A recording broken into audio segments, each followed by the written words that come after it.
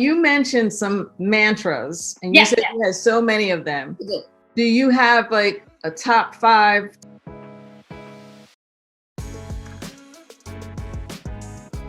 You know, I'm not raising injured soul. That is me. That is me governed. Right. The other ones that we govern as family are things that I've come across that have spoken to me. And the interesting part, the 2 that I find most significant came from non-parents. So you get a lot of times that people say, hey, you can't tell me how to parent if you never had a parent. That's nonsense. I think that's foolishness.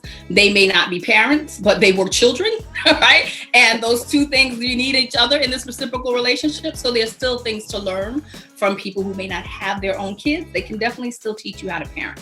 One of them, so my ex-husband had committed suicide. And I had about maybe 7 hours between when I found out to when I told the boys. Okay. And in that space, it's just phone calls after phone calls. And you know how the death chain works, you know.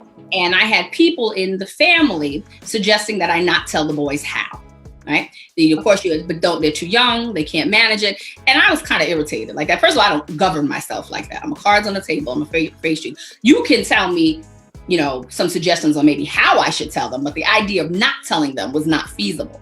Right. So in one of these phone calls, I'm talking to a friend of mine and I'm telling him exactly that. Like, you know, such and such is saying that I shouldn't tell the boys. And what he says to me, and it's just, you know, in general conversation, he said, what good would that do?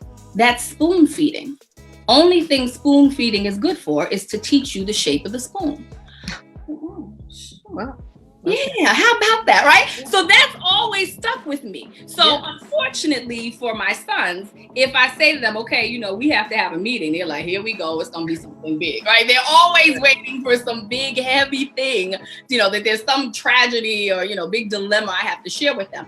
But that has truly been important to me, is that I'm not going to give you small doses.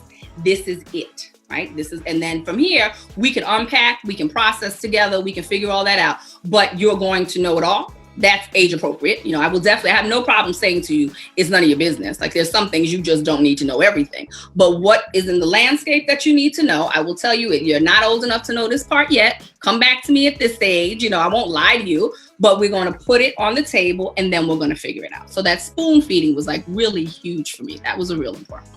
Well, I think it also causes a problem because people know, no matter what age, unless you're honest, they know something is missing, right? So if you're spoon feeding, then this is prolonging the inevitable, right? And it's causing problems for that person because they're trying to figure out, well, why don't I know this? Or what is that missing piece? Right. So this just wonderful. No spoon feeding. I like that. No spoon feeding.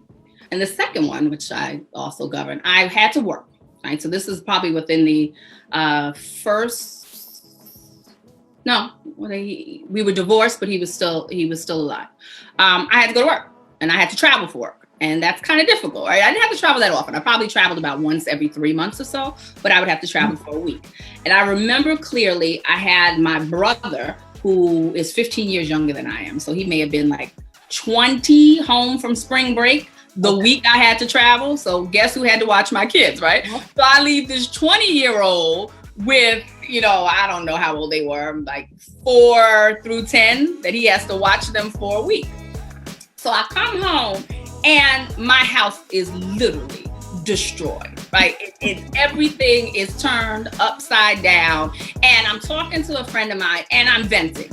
Like, you know, like these dishes have multiplied. Can somebody explain to me why there is fish defrosting in the closet? I mean, everything that could possibly be wrong was wrong with this scenario. And I'm fussing. And he said to me, which is also, you know, one of those mantras that I love, and to this day, I still call him, thanking him for this. He says, you know, Cassie, sometimes you got to stop letting the perfect get in the way of the good. Mm-hmm. He said, you still have your job. You still got to go. Everybody's breathing. Relax. It's not going to be perfect, but it was good. And sometimes you got to know to be okay with good. I was like, shut up. Because you're right.